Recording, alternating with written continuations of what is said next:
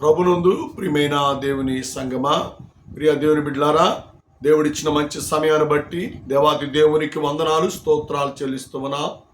మరి గత కొన్ని దినాలు ఈ యూట్యూబ్ పరిచర్య మరి చేయలేకపోయాం. కారణం ఏంటంటే ఈ క్రిస్మస్ పండుగ దినాల్లో మరి సెమీ క్రిస్మస్లు అలాగే స్పెషల్ ప్రార్థన కూటాలు ఉండటం వల్ల మరి దీన్ని కొనసాగించలేకపోయాం. తిరిగి మరి ఈరోజు మళ్ళీ ప్రారంభించడానికి మరి దేవుడిచ్చిన కృపను బట్టి ధన్యతను బట్టి దేవాది దేవునికి వందనాలు స్తోత్రాలు చెల్లిస్తా ఉన్నా.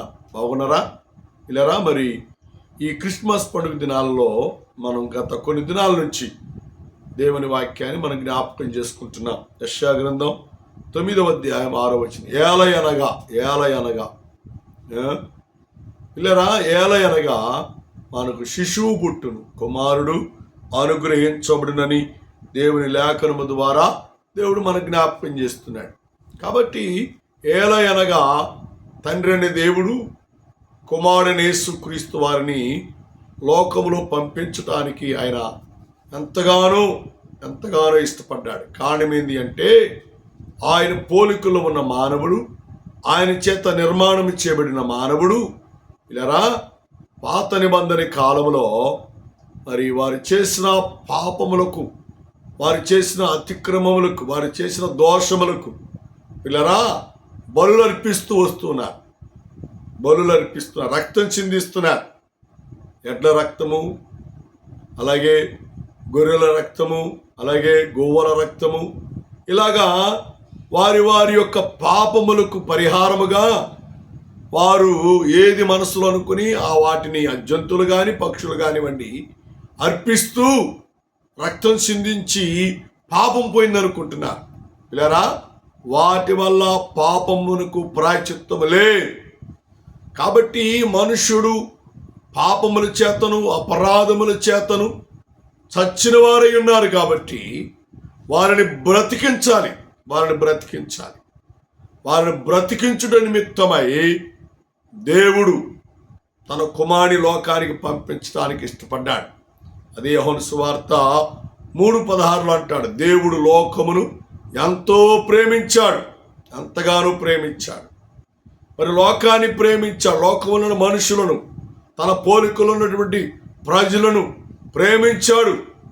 మరి ప్రేమించబడినటువంటి ఆయన జనాంగము, ఆయన సృష్టి మరణించడం, పాపములో చనిపోవడం ఆయనకి ఇష్టం లేదు. కాబట్టే వారందరూ రక్షణ పొందాలి అంటే అదే 3వ అధ్యాయంలో మనం గమనం చేస్తే చాలా శ్రేష్టమైన మాటను దేవుడు మనకు తెలియజేస్తూ దేవుడు మనతో మాట్లాడుతున్నాడు. ఏమంటున్నాడు చూడండి, దైవ గ్రంథంలో చాలా అద్భుతమైన మాట అంటాడు. పిల్లరా, మనము నిత్య జీవము పొందినట్లుగా మనము విశ్వాసము చేత ఆయన కుమారులుగా తీర్చబడి నిమిత్తమై తండ్రి అయిన దేవుడు కుమారుని యేసుక్రీస్తు వారిని లోకములోనికి పంపించాడు. ఎంత గొప్ప దేవుడండి! మనల్ని ప్రేమించి తన కుమారుని మన కొరకు పంపించాడు. ఎంత గొప్ప శ్రేష్టమైన మాట అండి మాట. మా బాబు, మన పాపముల పరిహారము కొరకు ఆయన రక్తమును చిందించాలి. ఆయన రక్తము చిందించాలంటే కుమారుని యేసుక్రీస్తు వారి రక్తమును దారబోయాలి అంటే లోకములో జన్మించాలి. ఆయన జన్మము ద్వారా ఇలా అందరికీ రక్షణ దొరుకుతుంది అని తండ్రి అనే దేవుడు కుమారుని యేసుక్రీస్తు వారిని లోకానికి పంపించి ఆయన పుట్టుడు ద్వారా, ఆయన జన్మించుడు ద్వారా మనందరికీ సంతోషాన్ని కలుగు చేశాడు. అంతకుముందు క్రీస్తు పుట్టక పూర్వం పిల్లరా పాప పరిహార బలులు, దహన బలులు, సమానార్థమైన బలులు ఇవన్నీ చెల్లించుకుంటూ మానవుడు పాపములు నలిగిపోతున్నాడు. అలాంటి పాపములను తీసివేయ నిమిత్తమై తండ్రి అయిన దేవుడు కుమారుని యేసుక్రీస్తు వారిని లోకములోకి పంపించాడు. ఎందుకు పంపించాడు అంటే లోకాన్ని ప్రేమించాడు. లోకములో ఉన్న ఆయన సృష్టిని ప్రేమించాడు. పిల్లరా, వీరందరూ కూడా రక్షణ పొందాలి. వీరందరూ కూడా దేవుని కుమారు యందు విశ్వాసం ఉంచాలని ఉద్దేశంతోనే లోకంలోనికి యేసుక్రీస్తు వారు వచ్చినట్లుగా దేవుని వాక్యము ద్వారా దేవుడు మనతో మాట్లాడుతున్నాడు. కాబట్టి పిల్లరా, క్రీస్తు పుట్టుక మన దరిద్రతను పోగొడటానికి, క్రీస్తు పుట్టుక మన శాపమును కొట్టివేయటానికి, క్రీస్తు పుట్టుక మనకు నూతన జీవాన్ని ఇవ్వటానికి అని దేవుని వాక్యము ద్వారా దేవుడు మనకు జ్ఞాపకం చేస్తూ ఉన్నాడు. దేవుని నామానికి మహిమ ఘనత కలుగును గాక. దాంట్లో చక్కని మాట, దేవుడు లోకమును ఎంతో ప్రేమించెను కాగా ఆయన తన అద్వితీయ కుమారుడుగా పుట్టిన వాని యందు విశ్వాసముంచు ప్రతివాడును నశింపక నిత్య జీవము పొందునట్లుగా. చూచారండి, నశింపకుండా నిత్య జీవం పొందుకోవాలి. నువ్వు నిత్య జీవము పొందుకు నిమిత్తమై కుమారుని యేసుక్రీస్తు వారిని తండ్రి అయిన దేవుడు లోకానికి పంపించాడు. చూచారా, నువ్వు నిత్య జీవం పొందాలి, శాపం పోవాలి, నీలో ఉన్న పాపం పోవాలి, నీలో ఉన్న అతిక్రమములు పోవాలి, నీలో ఉన్న ప్రతినిధమైనటువంటి దుర్మతలు అన్నీ కూడా పోవాలి అంటే నువ్వు కుమారుడైన యేసుక్రీస్తు వారి యందు విశ్వాసం ఉంచాలి. ఆయన నీ హృదయంలో జన్మించాలి, ఆయన నీ గృహంలోనికి జన్మించాలి. అప్పుడే నీవు నిత్య జీవము పొందుకుంటావు అని దేవుని వాక్యము ద్వారా దేవుడు మనకు జ్ఞాపకం చేస్తున్నాడు. సహోదరా, సహోదరి, ఈ క్రిస్మస్ పండుగ ఆచారం కాదు, ఈ క్రిస్మస్ పండుగ అలవాటు కాదు, ఈ క్రిస్మస్ పండుగ ఏదో జరుపుకోవడానికి వచ్చిందనుకొని జరుపుకోవడం కాదండి. ఇది ఆత్మీయతంగా మనం జరుపుకోవాలి అంటే దేవుడు లోకమును ప్రేమించి తన అద్వితీయ కుమారుని లోకానికి పంపించాడు. ఆయనే రక్షకుడు, ఆయనే మనకు నిత్య జీవము ఇచ్చువాడు అని దేవుని వాక్యము ద్వారా దేవుడు మనకు తెలియజేస్తాడు. కాబట్టి మనల్ని మనము దేవునికి అర్పించుకుందాం, మనల్ని మనము దేవునికి సమర్పణ చేసుకుందాం.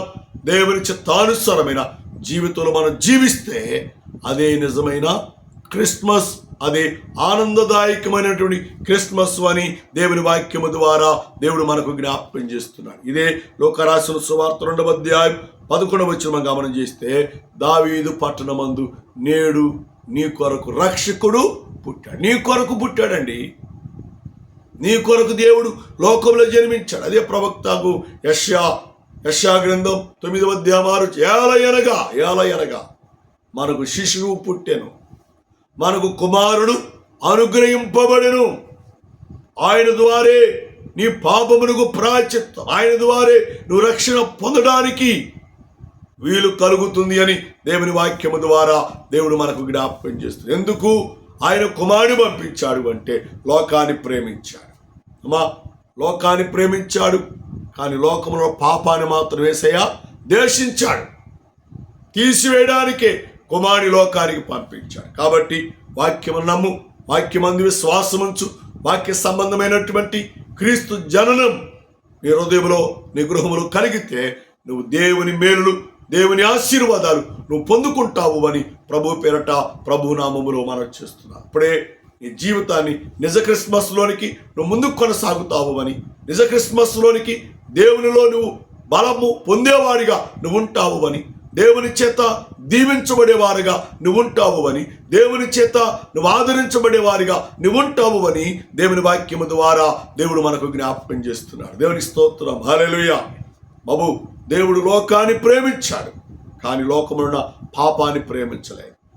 పాప సంబంధమైన వ్యక్తులను ప్రేమించాడు, వారి పాపము నుండి వారిని విడిపించి ఆయన తన కుమార్తెలుగా ఆయన చేర్చుకున్నాడు. ఉదాహరణకి మీకు చెప్పాలి అంటే లోకరాసిన సువార్త 19వ అధ్యాయం మనం గమనం చేస్తే జక్కయ్యను ప్రేమించాడు, కానీ జక్కయ్యలో ఉన్న పాపమును ప్రేమించలేదండి. జక్కయ్యను ప్రేమించి దేవుడు ఏం చేశాడంటే పాపము నుండి జక్కయ్యను రక్షించాడు. అందుకంటాడు 10-11 వచనంలో చాలా శ్రేష్టమైన మాట, నశించిన దానిని వెదకి రక్షించుటకు మనిషి కుమారుడు లోకంలోనికి వచ్చాడు. పిల్లరా, మనిషి కుమారుడు ఎందుకు పంపబడ్డాడు అంటే నశించిన దానిని వ్యాధికి రక్షించడానికి. నువ్వు ఎలాగ నశించిపోయావు నీకు తెలుసు, నువ్వే పాపం చేసి నశించిపోయావో నీకు తెలుసు, నువ్వే అతిక్రమములు చేసి నశించిపోతున్నావో నీకు తెలుసు, ఏ అక్రమ జీవితమును జీవిస్తూ నశించిపోతున్నావో నీకు తెలుసు. కానీ తెలిసిన దేవుడు నిన్ను రక్షించడానికి మనిషి కుమారుడు లోకానికి వచ్చాడు. యేసయ్య నరావతారిగా లోకంలోకి వచ్చాడు.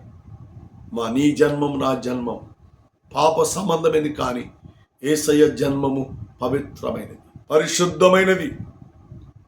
కన్యక గర్భవతి కుమారుడి కంటుందని దేవుని వాక్యము ద్వారా ప్రవక్తలు ప్రవచించారు.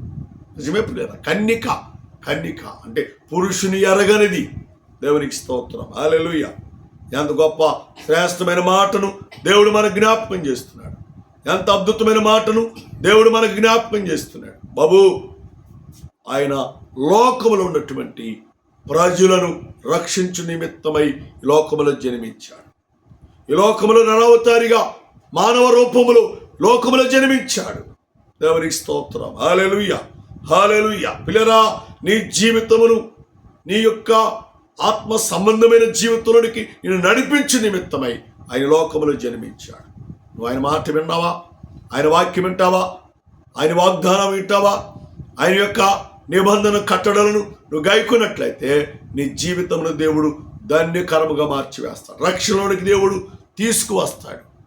జక్కయ్య రక్షించబడ్డాడండి.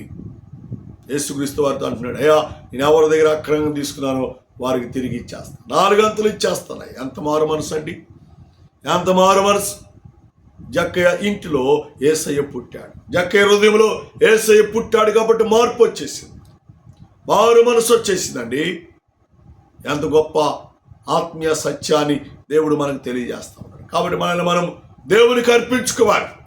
దేవుని చిత్తానుసారమైన జీవితంలో మనము జీవించు వారముగా, నిజ క్రిస్మస్ను జరుపుకునే వారముగా, ఆనందకరమైన క్రిస్మస్ జరుపుకునే వారముగా, సంతోషకరమైన క్రిస్మస్ జరుపుకునే వారముగా, మహిమకరమైన క్రిస్మస్ను మనం జరుపుకునే వారముగా ఉండాలి అంటే రక్షకుడు నీ కొరకు పుట్టాడు అనే సంగతిని నువ్వెరిగి రక్షకుని సొంత రక్షకునిగా నువ్వు అంగీకరించినట్లయితే, సొంత రక్షకునిగా నీ హృదయంలోనికి, నీ ఇంటిలోనికి ఆహ్వానించినట్లయితే నీ ఇల్లు ఆనందముతో నింపబడుతుంది, సంతోషముతో నింపబడుతుంది. మహిమకరముగా దేవుని ప్రకాశము చేత వెలిగించబడతావు అని దేవుని వాక్యము దేవుడు మనకు జ్ఞాపకం చేస్తున్నాడు. దేవునికి స్తోత్రం, హల్లెలూయా, హల్లెలూయా.